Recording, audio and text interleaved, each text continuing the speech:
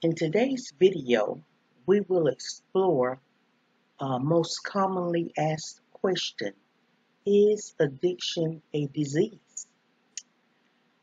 The science of addiction states that an addicted person's impaired ability to stop using drugs or alcohol has to do with deficits in the function of the prefrontal cortex, the part of the brain involved in executive functioning. The prefrontal cortex has several important jobs: self-monitoring, delaying reward, and integrating whatever the intellect tells you is important. The difficulty also has to do with how the brain, when deprived of the drugs to which it is accustomed, reacts to stress. The response is usually exaggerated, negative emotion, and even despair.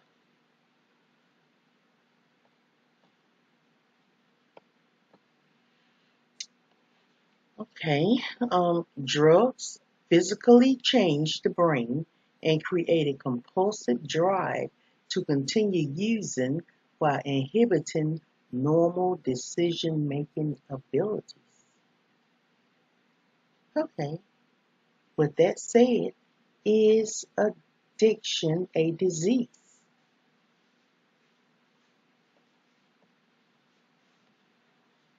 The upcoming video will answer that question and more.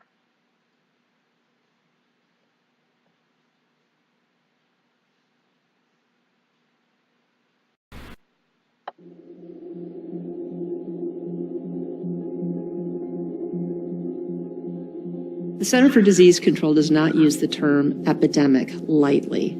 We see that there are more people dying of unintentional overdoses from the use of opioids than are dying from car accidents in the United States. There are over 44 deaths per day. Silence equals death. We don't want to discuss this in our family living rooms. We don't want to discuss it in our communities and in this nation. And with my son Brian took his life out of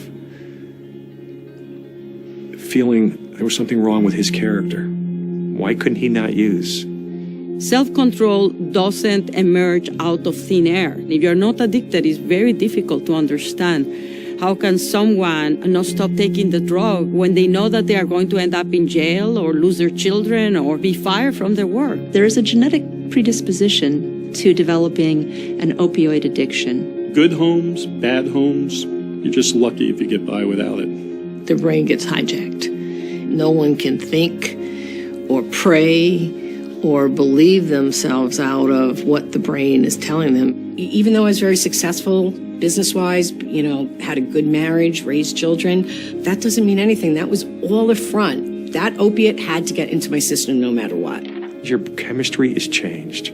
Your dopamine receptors are not the same as someone who is not addicted. When an opiate-dependent patient is in withdrawal from opiates, their brain is telling them the signal that they're starving to death for drug. They're starving to death for that drug the way I'd be starving to death for air with a plastic bag over my head. We call it dope sick, and for me it was feeling the inside of my bones screaming. You're not trying to get high anymore per se, you're just trying to not get sick. Just like diabetes or hypertension or cardiovascular disease, addiction is a chronic disease. And we treat chronic diseases with medications. These patients can benefit tremendously from medication. I see it in this clinical trials. I was absolutely addicted. I mean, physically a slave to the bottle of pills. I survived because I had medication-assisted treatment. We have to use medication to stabilize and help repair the brain chemistry that isn't working properly. But then we also have to put the lifestyle modifications in place in order to make the improvement and the management of that disease sustainable. Anyone with a drug use disorder is essentially dehumanized. It may be a disease, but it's still your fault. They have to be seen as people with a problem rather than a problem. This is so more prevalent than anybody knows because it's not talked about it. There's this shame and this stigma. When somebody has this disorder, they have a negative effect on the lives of 4 other people at least. What I have found in my career, though, is that if we get somebody help, they have an immediate positive effect on untold numbers of others. Their parents sleep well for the first time, knowing that they're not going to get the call that night that he's overdosed and died. This is a longer-term chronic illness issue, and you don't solve it just by detoxing someone and then thinking they're all right. This is not a problem that is going to be solved by more cops on the streets. This is not a problem that is going to be solved by keeping the secret. We need to be talking about intervening, getting people access to treatment, and helping them get their lives back. We need immediate interventions. At the same time, you need to rely on the development of better tools so you can control and sustain the improvements for longer periods and certainly prevent this from happening again. Medication, to me, is what gives people a little bit of hope. As an addiction specialist, I need more tools in my toolbox. Included in those resources is medications. Only when the treatment is comprehensive, individualized, and multimodal does it have the best chance of success. We owe it to each other to treat each other with dignity. And when someone is suffering from a disease, our humanity demands us to go and help them. If we can make that shift, how we treat this disease and how we view this disease, more people will seek treatment. Fewer people will die, and fewer families will be shattered beyond repair. If you need help with your recovery process, the education and prevention programs at Life Skills Academy can help.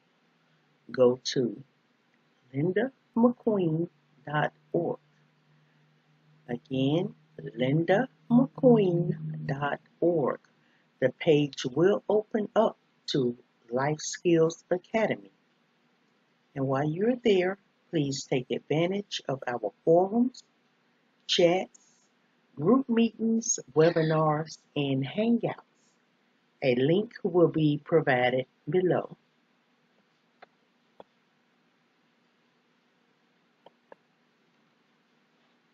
A certificate of completion will be issued upon completion of any course taken with Life Skills Academy. Again, you will receive a certificate of completion once you finish any course at Life Skills Academy. Please leave your comment and subscribe. Remember to like and share. And if any of you can donate to this channel, please do. Go to lindamcqueen.org to make your donation. Thank you.